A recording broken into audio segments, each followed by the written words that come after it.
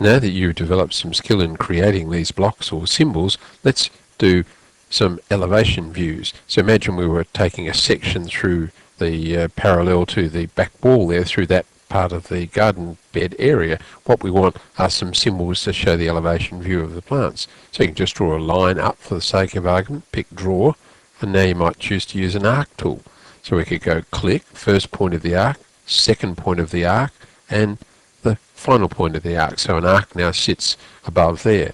We could continue on with the line command. Can we draw out here and then up there? And let's roll in on it because we're making this symbol L for line. We start another one out here and maybe out to that point there. You can see what I'm doing, creating a branch-like structure. Another line from this point out here up to there. Remember, these of course are only diagrammatic, so we're building a symbol for a plant. We might put another one there and across to there.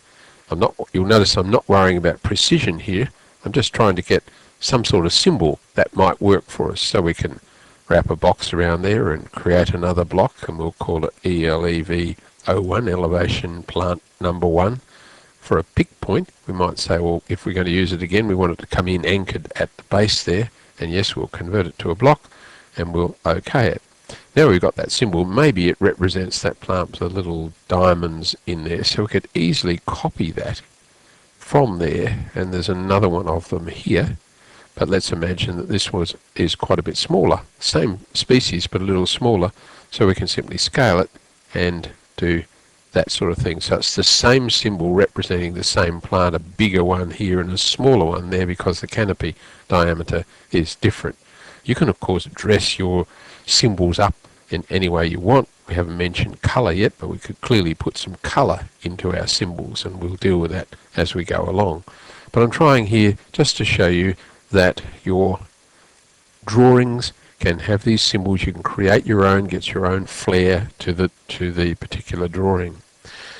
I'd like to extend things just a little now and show you that if you drew with not a line but with what's called a polyline, you can go click, click, click.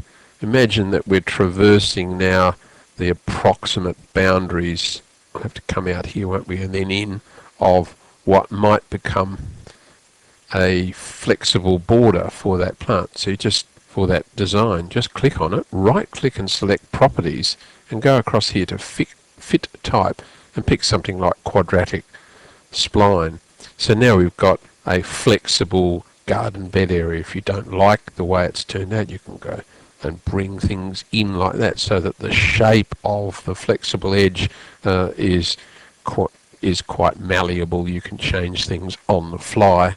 You might want to move this section in here a lot tighter to create the curve that you're after. It's like laying a piece of flexible hose down on the ground before you start. You can even pick up the end here and bring that over to that point. Can you see that the CAD software, you're designing, you're putting your own stamp on things. So we'd like you to do everything that we've been doing here, but put your stamp on it.